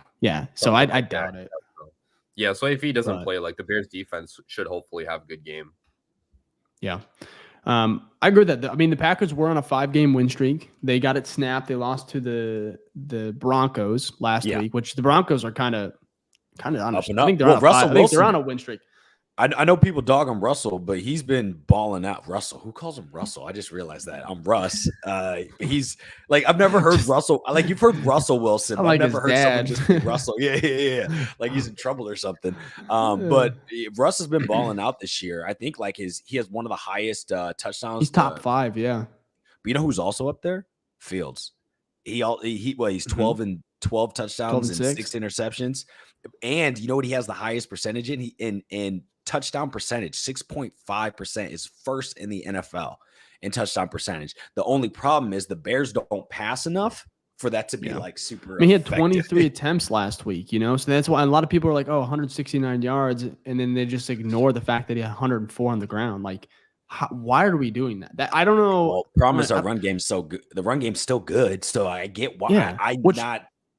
The Lions were like just as good at the run game as well, and the Bears just beat them to it, man, like at their own game. So the fact that you go into this game against the Vikings, who they lost to Denver, their win streak, is snapped. They are 6-5, but the Bears, you can't tell me they could be 5-6 right now. They could easily be 5-6, a game behind the Vikings. So this team, you just went up now that you played really well against the Lions in Detroit, which you ask anybody, I think Cole Kmet even said it too. It was one of the loudest environments he's ever been in. So you go into Minnesota, right? No, is it at home? No, because I was at the Minnesota. It's away. Yeah, you're right. It's away. It's in Minnesota, so I mean that's a tough place to go into and win. But Skull Nation. And it's on Monday night. So for me, it's gonna be interesting. So we'll get to the bold predictions here. Josh Dobbs, Minnesota Vikings, DWC. We'll let you start with the honors, man. Bold prediction for this game. Bold prediction, I'll say Justin Fields goes off for. It's probably going to come out as like a delusional take, but 250 plus passing yards somehow. Oh, that's not bad. I was thinking if you said delusional, I was thinking we go way worse. That is nothing, man. Get out of here with that. Compared to what we've said, you're fine. Trust me. They will not come for you. Yeah. Oh, that's funny. No, because obviously last game he struggled kind of against this same Vikings team. So I really feel like if he gets the ball out quickly, there should be opportunities to get yards after the catch. It's not necessarily even going to be him taking shots downfield, but get a slant to DJ Moore. He gets behind the defense. Boom, 60, 70-yard touchdown. That could happen against a defense like this that's super aggressive, right? So I don't think it's crazy to say that Fields could have a good statistical outing to some extent in this game if we can just get the ball out quickly. And obviously Bears fans, I think, will be pretty happy if he had a stat line anywhere close to that. So, yeah. That's a good one. I'm also happy about that if that happens. So most of our bold predictions are please, please, please. They normally don't hit, but definitely keeps me hopeful. For mine, I'm gonna in the past 6 games, out of 5 of them, this defense has only allowed 22 points or less. The Vikings, not ours. My bold prediction is that somehow we get to 30. I think we break the 30 mark. It doesn't mean we'll win, but we're gonna break the 30 mark. That's my bold prediction. Okay. So I don't care how we get it, special teams, defense, offense, a mix, but we'll get there. I think we do typically 2 bold predictions. So I'm going to start here and then I'll go back. I'll start. It'll be like a snake draft. I'll get them out too. Yeah, real quick. So I'm going Justin Fields to start. He is going to have, I want to do it, but I'm not going to. I'm going to stick with 4 total touchdowns. I almost went with 5. I was feeling real crazy. I don't know why, but I really do believe that he's going to come out and he's going to just continue this momentum. And he's going to get 4 total touchdowns. So I'm thinking 2 on through the air and 2 on the ground. I think he's going to have a very similar mix of I think it's going to be similar to the Detroit game, but just maybe on steroids, just as far as maybe 130, 140 rushing, and then maybe 200 yards passing. So I think it's just going to be a little bit more amplified just because I think the Vikings are vulnerable on the defensive side. And I think I think the Bears, I know we just talked about how terrible this coaching staff is. I think they're going to be prepared. They have ample time here. Monday Night Football. They don't want to get embarrassed. They just, historic loss to the Lions. I just think they're going to be ready. Can you guys hear that? Yeah. No, I couldn't hear that. You good? I just had an ad play in my ear. And it was so loud. I'm on the ESPN app or website, and it just randomly played so loud. It scared the shit out of you. Scared the shit out of me, and then also I feel like I'm in shock right now. So did I even say my second bold prediction? No, you haven't yet. Okay, it just knocked me off tilter, man. This man doesn't even know where he's at right now. So I said, I swear to God, he was so loud. I wish I could just play. Anyways. Let me get locked in here. 4 touchdowns from Fields, and this is where it gets fun. Josh Dobbs has been an awesome story. He's going to turn the ball over 3 times. I know Jared Goff already did it.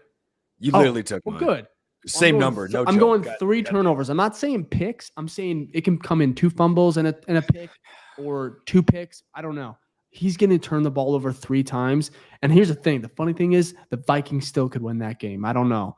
But we just saw that doesn't mean anything. So but I feel like he's going to come. I think the defense is really playing again. It's almost in spurts, but they just need to put a full 60 minutes together. And I feel they're getting close, and they might not do it this year, but I feel like maybe next year and maybe a year or 2 away before they can really start doing it on a consistent basis and locking teams up for full 60. So for me, I think the turnover battle, I think the Bears win it with, Dobbs turning it over 3 times, but those are my 2 predictions. And then I think it goes back to you, Ficky, man. No, it goes to DWC. I'm dead last, and that gives me time to think of another one since you Okay. finally stole yeah. mine. See, I Yeah. told you that ad just messed me up, dude. Yeah, no worries. No, wait. I'm Last gonna had wait a second, DWC, real quick. Say last year Yeah. said, "Why are your bold predictions positive? Keep it real." They're bold, man. We got to be positive. We got to be hopeful. We'll We be can do some negative. negative predictions. The pre-show is the pre-show is happy. The post-show is negative. I can't be negative through all of this. That's tough. Yeah, Dave is flustered. Dude, All right, sorry, DWC. I mean, Yeah, no, you did. I'm gonna go with a completely random one. I'm not sure why I thought of this, but a defensive lineman gets an interception in this game. Somehow it's gonna happen. We got big boys up front, right? Like Andrew Billings putting his hands up. One. Somebody's gonna get an interception. Somebody's gonna pick it off. I'm not sure who it's gonna be, but some guy on the defensive line is gonna get an interception somehow. If Billings gets an interception, because he's a big boy, I'll buy his jersey immediately. You can hold me to that. If he gets an interception in this game, his T-shirt will be bought. Absolutely. Or his jersey. Yeah, got to, man. He's been balling out though. Like, what a great signing, worth the extension. So I would love to see that. I would love to see that, man. During that whole time, that one a lot. Yeah, that's a good one. That's a real bold one. That's like out of left field. The last time we've had a defensive lineman, interception.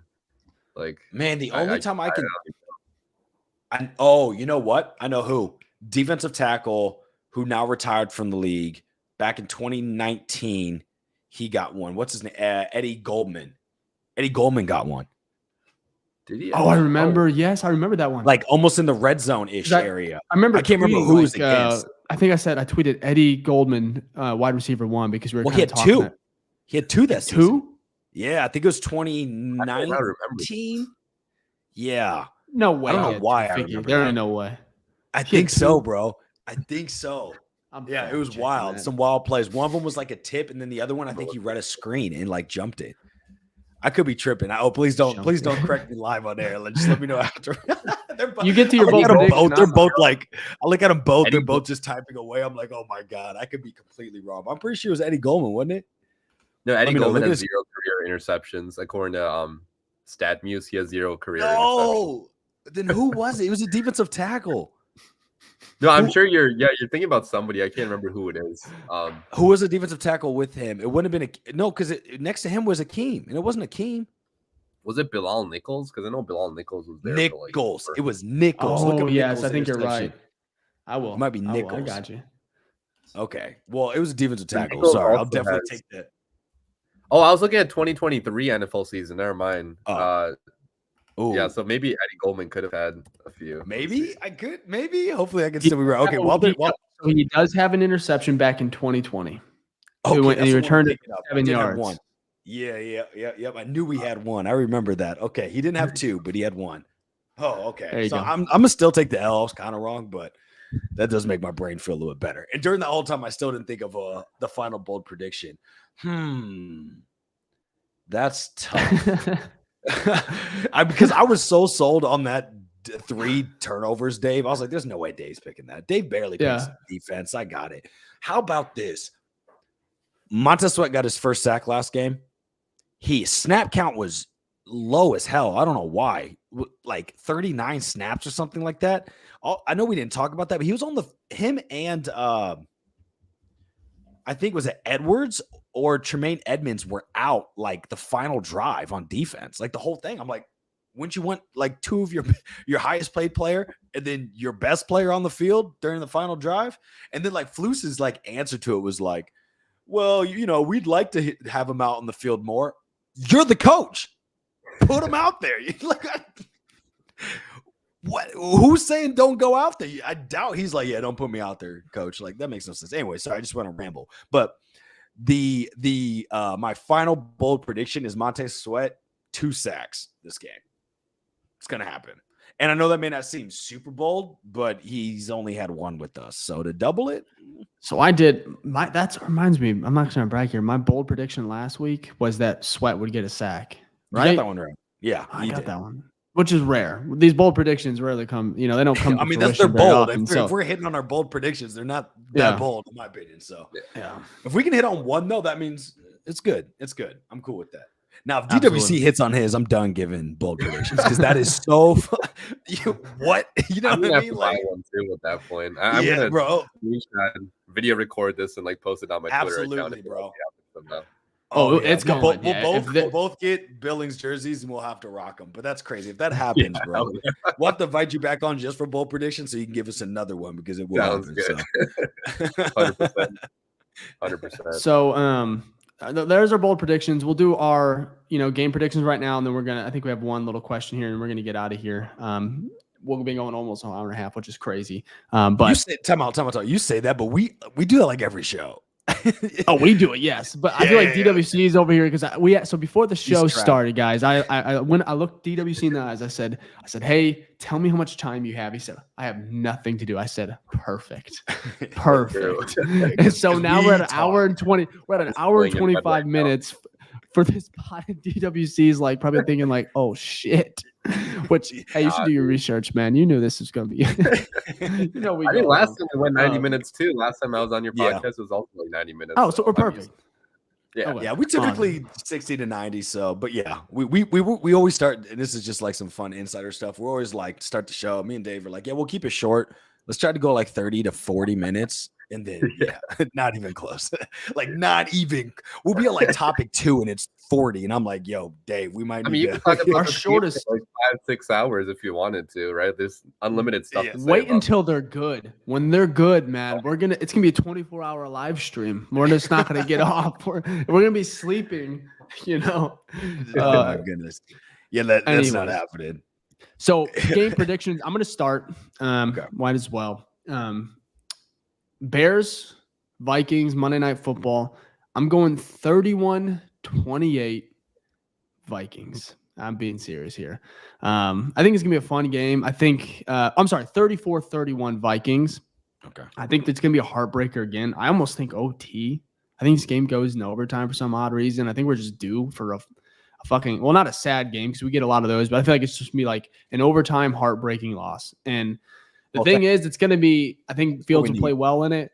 And yeah, I think this is just going to really suck, man. I think it's going to be a really tough loss. I'm like, bro, we just went through it. And this man's like, well, you know what we really need? Another heartbreaking loss. I'm like, no, this is worse. This is going to be worse. I'm telling you, because I think the Bears are going to play there's going to be 31 points scored. And I think Fields is going to have that 3 to 4 touchdown game. And it's going to be like, it's somehow going to be worse than the Lions loss. Dave, why though? This man just came on and said, "Look, I'm gonna be real. This is how I feel. This is how I legit feel. I feel like the Vikings have some magic right now. Yeah, they lost to the Broncos, but they're vying for like a playoff position, wild card, and I think they're due for a little bit of magic here. Minnesota Miracle. We've seen it. And I think we're just gonna get at the short end of the stick here, and we're gonna be like, Justin Fields, he looked so fucking good. But the Bears lost, and we're going to be in the same rabbit hole. So, anyways, I'm probably going to get some flack for that. Turnovers and we still allow 38 points. How would that even – man, that would be a bad defensive performance, right? Because you predicted like 3 turnovers too, right? Damn. Yeah, so how it's going to work is we're going to get a pick, and we're going to go like score within like a play or two and then get the ball back. So time possessions can be, So I don't know how it's going to – I don't know, DWC. Logic doesn't matter and the bold predictions. So it's not factored in. It's just like, if it happens, Anyways. I'm still just like perplexed that you just came on here boldly. Killed the mood. Yeah, it's going to be way worse than what we just – the historic loss we just saw. So the losses this year are going to be they're going to feel terrible. Everyone already have, but I didn't know we could get even worse. But this one I feel like I just feel like we're maybe being I don't know why I said I feel like we're due because that's definitely not the right word, but I feel like it's just due for a loss. Yeah, the crystal ball this makes sense on how this season's been playing out. That it would end that way. So DWC we don't know how to win, so that's for sure. Yeah, for sure. Yeah. I'm gonna go. I'm going to go a little bit lower scoring. I'm going to go 26-23 Vikings. I also like Dave. Like, I think it's going to be pretty close. But the Vikings do have a top 15 defense, right? So, like, I don't think we're going to score 31 again. We could definitely. Like, I'm not saying we can't. We're scoring 31. I hope so. Dave, I just said the defense has only given up 22 in the past each game, like the past 5 games. Yeah. So Yeah, like I have more faith in our Josh defense. Dobbs magic. Yeah, I don't think Josh Dobbs is gonna score that many points against us. Like you can bookmark this and like expose me if I'm wrong. I don't think he's gonna score 30 plus. But yeah, like you said, like I don't have any trust in our coaching staff to like close out a game, especially on the road against a good team. So I think it's gonna come down to another fourth quarter. Justin Fields, can he put together the game-winning drive? But somebody's gonna fuck up somewhere, whether it's Fields, whether it's somebody dropping a pass, and we're still not gonna win the game, sadly. So yeah, I think Bears losing. We're just I don't even want to go, bro. Like, what like, no, I get it. I understand your pain. I do. I get all your statements are factual. I understand it all. But I came in here like, I thought maybe someone would get a W along with me. So I'm the only one who's picking this team to win. And yes, DWC, we would never expose you because I could get exposed every week. Trust me. So, I think I had one game a couple weeks ago. I don't even know where it was. Maybe it was a month ago when Fields was playing. I think I had the Bears putting up like 42 points. Was it the Washington? Oh yeah, you went crazy. Was it the Washington? They weren't even close. No. He still played very well though. No. Washington was no. You said like 42 and we scored like 17 or something like that, right? Was it that one? Something. Yeah, but anyways, our point is we could get exposed all the time. So don't worry. We will not. I try to keep it. I mean, yours is actually like the most realistic. So that's compared to Dave's. I mean, man said 34. I mean, it could happen. That's the problem with this team. The problem with this team is you don't fucking know. Like anything can happen. It's NFL too. Yeah, you just don't know. Okay. So what's your prediction? Yeah, here we go.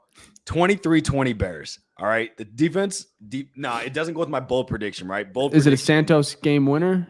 No, I think we have the lead and they score like it's going to be like, oh my God, are we about to blow this again? Right. I'm not saying we're up a bunch.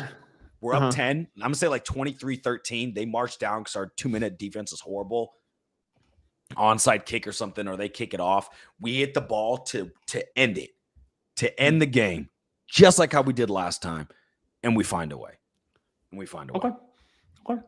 Well, hey, I know we want to get out of here. I know we hope. I'm just trying to make a little hope for us, right? Just something. I love it. Like I want to pick a Bears win too, but I've been burned too many times this year. Where like I'm not going to pick a Bears win rest of the year unless it's like against a shitty team like the Panthers. Yeah, that's realistic. That's realistic. I hope you're right, Ficky. I really do. Anyways, so we have Antonio here. He goes, "Hey guys, before we go, can we get predictions for the Thanksgiving games tomorrow?" So we'll do these real quick. Tomorrow we have 3 games, which is crazy. Thanksgiving is going to be lit, man. Food, football, and then Black Friday. Yep. Yeah. Oh, okay. Well, we'll do Thanksgiving games. Unless you want to, we'll do. I don't know. Packers, Lions, 11:30 a.m. DWC. Who's winning this game? Lions, 100%. I'm gonna go. Are we doing score prediction too, or what? Yeah, up to you. Yeah, give a score. All right. Why not? I'll go Lions. 31 to 14. I think Lions should be winning this. I'm gonna double down. Yeah. Yeah. Thanksgiving's always in Detroit. Yep. So I'm gonna go 31-17 Lions. I was thinking already like basically the same stuff. I'm going. This cannot be clipped, but I'm going Packers, sneaking this one out. 24-21. Bro, you're on crack. I'm feeling fucking weird, dude. I'm trying to give my honest predictions here, and I just feel like Jordan Love and company somehow is going to win this game. Lions are going to – I don't know. I feel like they're going to feel the pressure. I don't – I blame that ESPN. I blame that ESPN ad, bro. Got your brain all jumbled in there. It really did shock me. I can't wait till – I don't know. I'm going to watch that back like as soon as this show is done because that shit that fucked with me, man. It was weird. And I tried to find the ad again to play it so you guys could hear, and I can't find it. So, anyways, Commanders Cowboys followed up at 3:30. This one is going to be in Dallas, Jerry's World. The Cowboys are 7-3. Commanders are 4-7. Sam Howell and company. Ficky, how you feeling? Cowboys have been kind of rolling recently. Mm-hmm. Their offense is very high powered, and the Commanders are a shit show at the moment. So, I mean, Sam Howell's kind of been holding his own, which is he leads the league in passing yards. Crazy, bro. And even with trading their pieces, they still stay in games. I know they just over 3,000 passing yards. Is that right? Wow. Yeah. So Sam Howell's going to get to 4K before Justin Fields does. Let that sink in. Well, he was hurt because he was on pace to really get he was on pace to what, Just let it sink in. That's all I'm saying. Just like he was on pace for 3,800, I think. At that after time. those two games early, with the Broncos and Commanders. What was the other game? But he's not gonna get it, and because of that, I'm still gonna, even with the power of Sam Howell, I'm gonna say I think the Cowboys can drop 38 easily. 38, damn, 24. Okay, go with DWC. I'm actually going Commanders somehow. The Commanders always get these divisional wins somehow. Like, didn't they almost beat the Eagles this year too? Like, they've had wins against like good teams now, right? So like, I don't know. It doesn't make any logical sense, but I'm picking Commanders just because it's a divisional game. Cowboys seem to choke sometimes in these games, so they do. Yeah, Cowboys prime time better they team, do too. especially on prime time too, right? So I'm gonna go Commanders. Sam Howell. That's an interesting one. That would be crazy. I'm going Cowboys. I'm sticking with Ficky here too. I'm going Cowboys 28. Cowboys 24. Commanders 20. I think it's a close game just because it's Thanksgiving and it should be good. So 49ers Seahawks will end the night. It's at 7:20. It's in Seattle. 49ers are 7-3. Seahawks are 6-4. I'll start this one. I'm going 49ers. I think they win this one pretty handily. I think they're just one of the better teams in football. I'm going to go 34-17. I think it's going to be – I don't think it's going to be close. Even though Seattle's, okay, I just don't think it's going to be close. So, you said DWC? 17? Oh, go ahead. Yeah, 34-17. Yeah, I totally agree. I think it's going to be Niners. Let me see, like 30-14, something like that. I totally agree. Like, they're the much better team. So, yeah, it should be the Niners winning. Yeah, I was thinking 30-17, so around the same. But I think Seattle. I mean, they are what they are. I think the 49ers are one of the best teams in football, and Brock Purdy is efficient as hell. So yeah. And then we'll wrap it up. Black Friday game Friday at 2:00. That's odd. 2:00. That's crazy. People are off. I mean, it is weird though. Yeah. But it's maybe because it's Friday night, they don't want maybe people go out, so people are shopping. Yeah, I know. Yeah, so Miami Dolphins 7-3, New York Jets 4-6. DWC, how you feeling? I mean, it's got to be the Dolphins, right? Like, unless something crazy happens, let me go Dolphins like 40, or maybe not 40. No, they have a good defense. Right? Let me go 26-10. 0. Dolphins win. Or 0. Well, isn't the Jets? That Wilson's not even starting. Yeah, he got benched to third string. So what are they going to score? 7 points? I'm going like 3. I'm going maybe the best they get is 3 field goals. 9 points for the Jets. Doesn't matter what the Dolphins score. 100. The game's over. There's if they win, like this would be the biggest upset of the year. Like this. I'm going 31-0. I'm just gonna see. I just want to see a 0. I want to see 0. So I want to see that score line. 31-0. Well, the thing is, the Jets' defense is still pretty tough. They've played well this year, but also like if your defense is on the field, which we know about, like if they're on the field the whole fucking game, they're going to give up points. So maybe that does happen, Dave. No, I think but no, I think the Jets will get a field goal at least. They'll score. You know how hard it is to score 0 points. Well, actually, the Bears did it for. I was about to say we've done it plenty of time. But like other NFL teams, man, I feel like that's hard to do. To score 0. Not even get a couple field goals in there. So. Anyways, we're going to get out of here. First of all, shout out to the chat. Shout out to everyone that's tuned in to the pod. But if you're still here on YouTube, go ahead and like the video. Check out DWC, his work. Follow him on Twitter. We appreciate him talking, Bears football for over an hour and a half, which is crazy. We're all kind of sick, honestly. But that happens when you're a Bears fan, because if you were sane, you wouldn't be one, Our Apple, Spotify listeners, shout out to you guys as well. We appreciate you guys listening that way. I know there's a lot of you guys that just prefer the podcast in the car, whatever it might be. So again, the support's been unreal. Thank you again, DWC, for hopping in, man, and talking Bears with us. It's been a while. We're glad you got you on. Hopefully, please give him a follow on Twitter. Like, he's great on Twitter. I mean, he's great everywhere, but please go give him a follow on Twitter. His stuff's always great. Absolutely. And I'm sure everyone knows if you're a Bears fan, you should know who DWC is. Well, you have like 38. We have like 32, something. You have 30,000 followers. Yeah, somewhere around there. Yeah. They definitely know about you. So yeah, he has a couple followers, so a couple. I'm told. Yeah, just a couple, right? Yeah. Anyways, though, shout out to you, DWC again. Check him out. We'll be back. So first of all, happy Thanksgiving. We're not gonna be here we'll be back Monday night to recap it. So it's going to be a little bit of a break. This is why it's a little bit of a longer one. Hope you guys enjoy it. Enjoy your Thanksgiving. Play some football. Eat some turkey. Enjoy. The Bears can't ruin Thanksgiving. They can't even ruin your Sunday. So enjoy the long weekend. And we'll be back. DWC, you want to say anything before you go, man?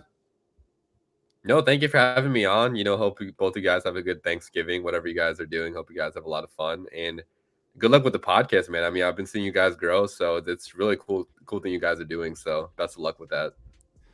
Thank you. Yeah, really man. We appreciate that. You enjoy your Thanksgiving, and the pod is just honest. It's just fun to vent, just like you're probably similar to your content, your videos, just somehow to get, talk about the game because you love you love the Bears, you love football. So the fact that you just get to vent about it with people too that enjoy it. So it's kind of fun. But thank you, man. I appreciate loves it. company. I keep just trying to get like you, man. Yeah, facts. Absolutely. Go over here. So, but again, we'll be back late. We're gonna record. Ficky, right? We're gonna record Monday night, Monday night, right after the game. That's why I'm pissed that you're saying it's gonna be a heartbreaking loss. I'm like, and then I got to go live for 90 minutes at like 3 man. Like, oh my goodness, Dave, please. No other way around it, man.